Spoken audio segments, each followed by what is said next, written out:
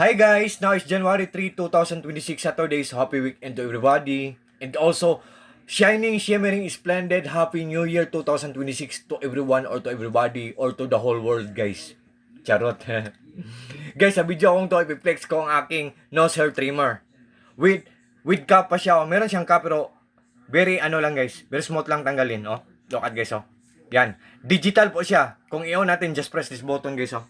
Yan. Oh. Digital siya.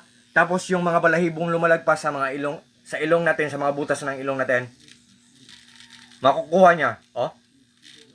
Tapos, painless pa. Tapos, less hassle pa. Ang dali-dali lang guys. Kasi kung hihilain natin sa kamay, ang sakit-sakit guys. Di ba? At kung gagamitan natin ng gunting, baka masugatan pa tayo.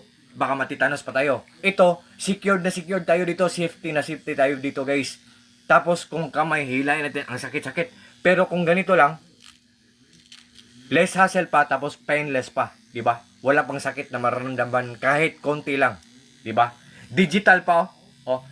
Rechargeable pa siya, guys. Waterproof pa siya. Believe me or not, guys. Pwede natin siyang hugasan ng tubig. Type C siya. Rechargeable siya. Dito siya i-charge, oh.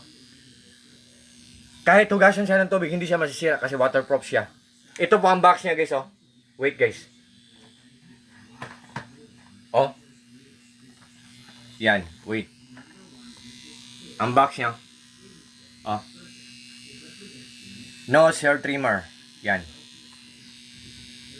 So, guys, sa lahat po ng mga friends ko dyan, kung ano, bet nyo to, mag-check out na po kayo. Pero kung hindi nyo to bet, okay lang po. It's up to you. It's up to you po, hindi po ako namimilit. So, sa lahat po ng mga friends ko dyan, especially na po sa palaging nag-order sa mga products ko, sa link ko.